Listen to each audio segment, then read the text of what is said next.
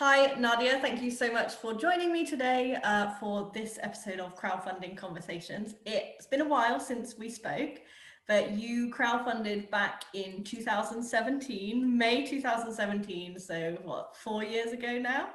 Yeah, almost.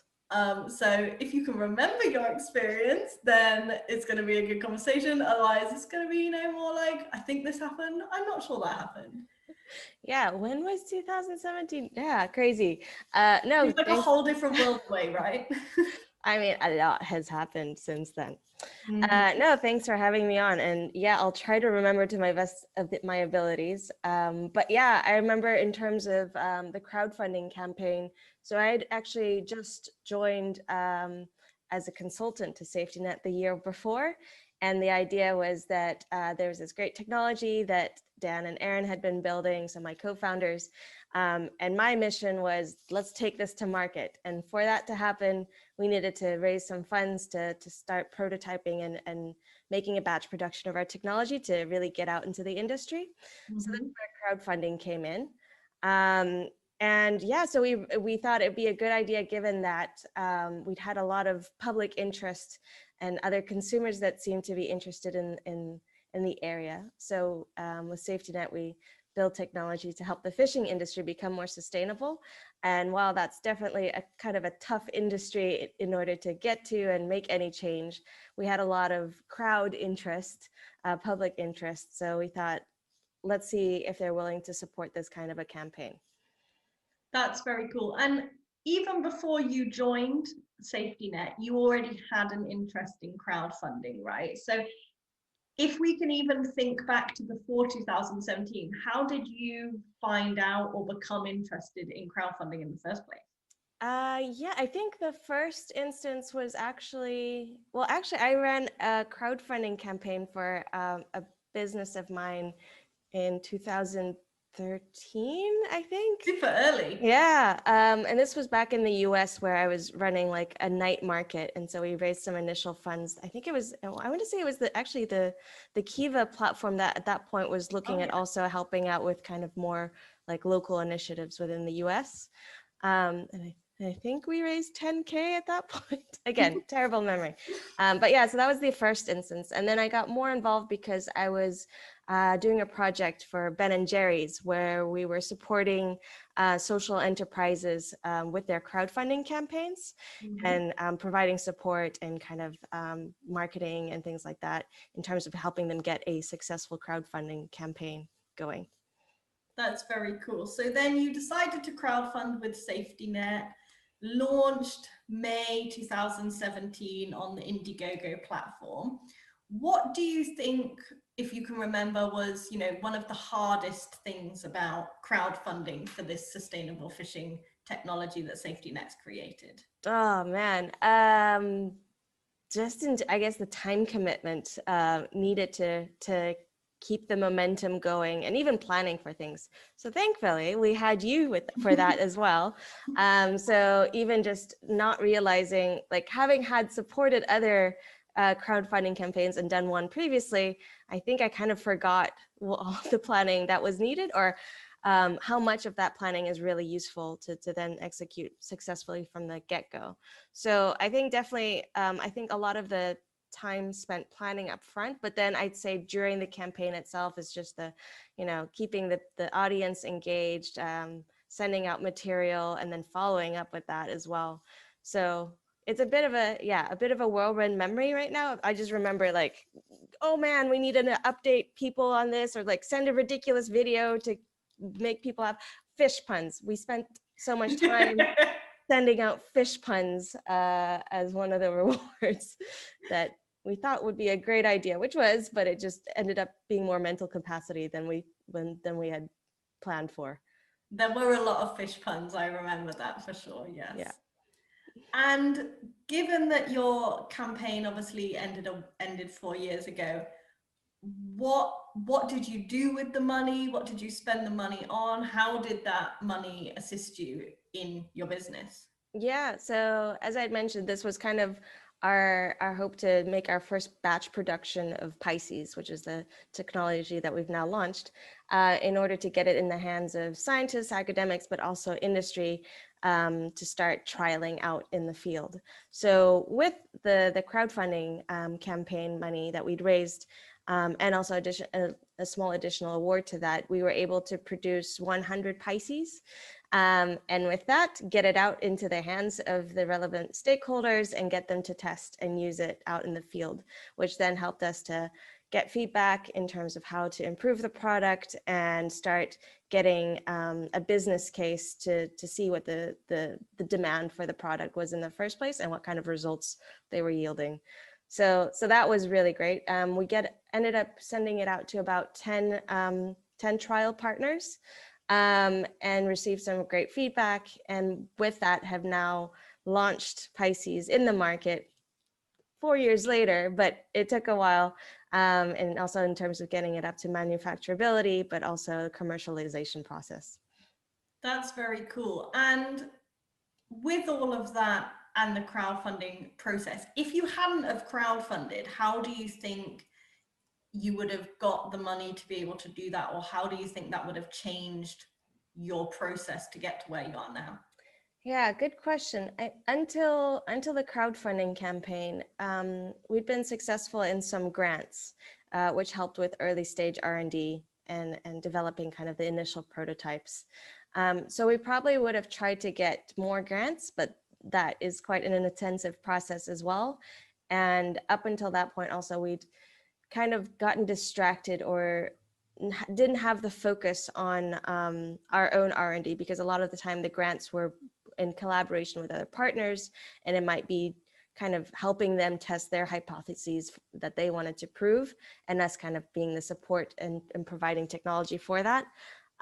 So the crowdfunding campaign therefore let us kind of not only run the trials that we wanted to, but also have a bit more of a market focus with that, and kind of cherry pick what we wanted to do versus relying on the grant funding.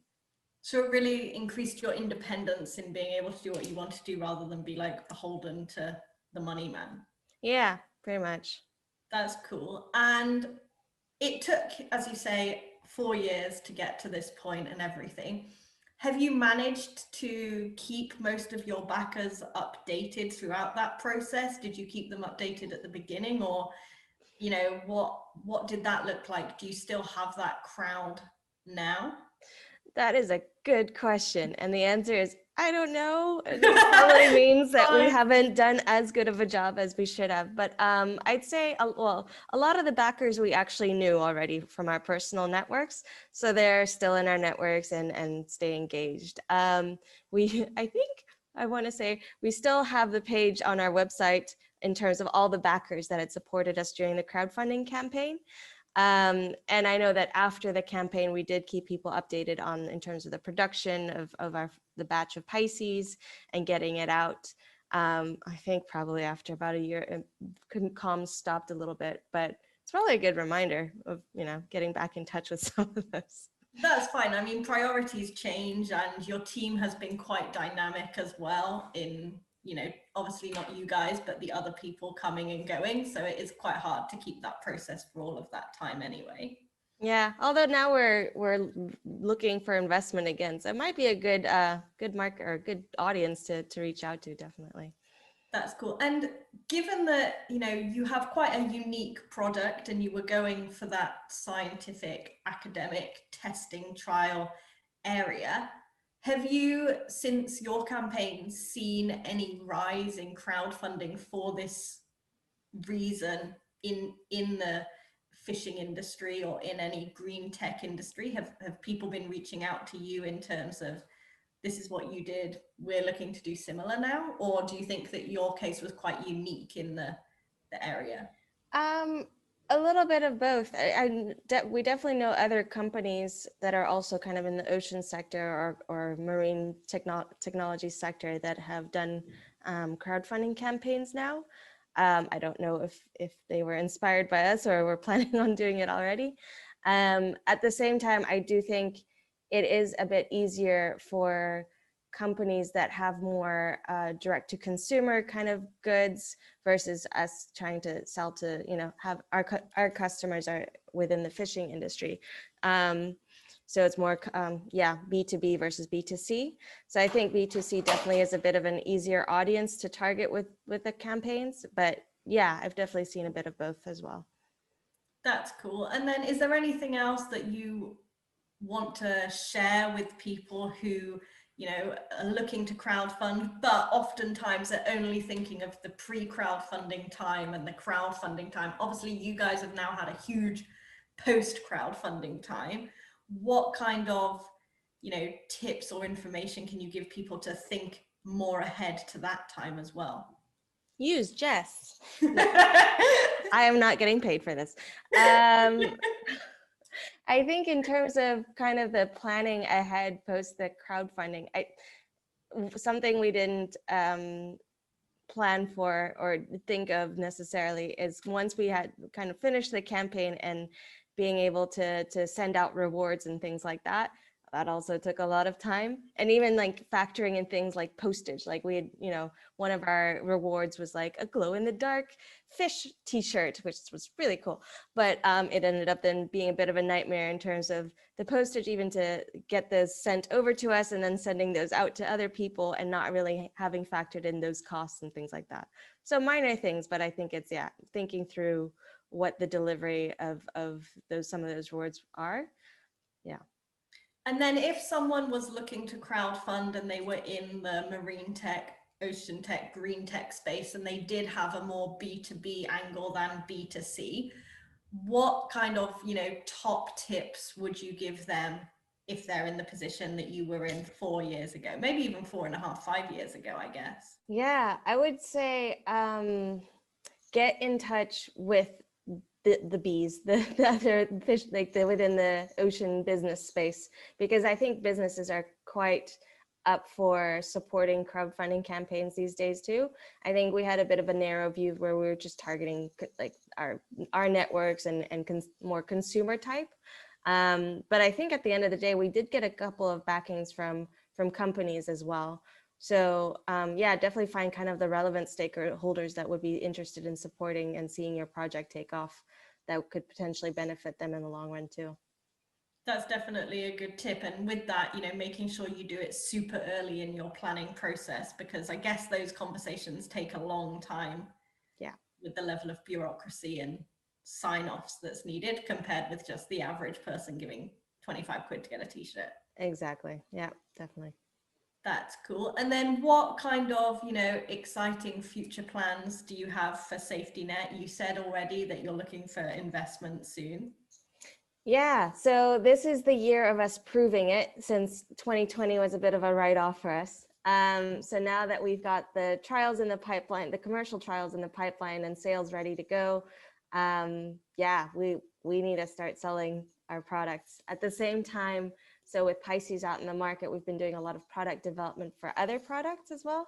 We're looking more as like a holistic approach to precision fishing, what tools and technology we can provide in terms of solutions to help the industry become more sustainable overall.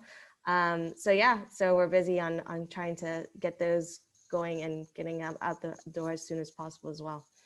Super interesting. And then I guess as well, trying to make it work with the whole Brexit and COVID thing, and seeing how those things play out as well. Yeah, exactly. We're currently in the process of setting up a Portugal company to see if that could help. But yeah, because we've got some good relationships there and projects there, and project partners. So it made sense to have a bit of a EU presence as well. Yeah, that definitely makes sense. With the investment, would you ever consider doing equity crowdfunding, or would you think more about, the more traditional routes of investment? Definitely consider it. And right now, I think we're looking at like all different types of alternative funding models. I think right now, probably our main focus is because of the commercialization. We're actually looking more for like strategic partners that are within the seafood supply chain that would be willing to support us, because that would help us commercialize. But yeah, we've considered crowdfunding equity as well, and wondering if almost that might be an option once we are a bit more in the market and people might be more aware of us. Yeah, very good, very good. Cool. Well, thank you very much for joining me today. to chat about your crowdfunding campaign. I'll put a link underneath to the crowdfunding campaign so people can go check it out, as well as some of the imagery of the Pisces so that they can really see what it looks like. I'll also just put a link over to your website as well. Is there anywhere else that you would like us to link, any articles or social media or anything? We have a Twitter channel, which there's fish puns on there somewhere still, which Jess also contributed to. But yeah, I think we're probably best also on Twitter if you want to keep up to date on what we're doing and how we're getting involved with things and projects. Cool, I will link them. And as I said, thank you very much. And hopefully when this whole thing is over, see you soon. Sounds good. Yeah. See you. Bye. Bye.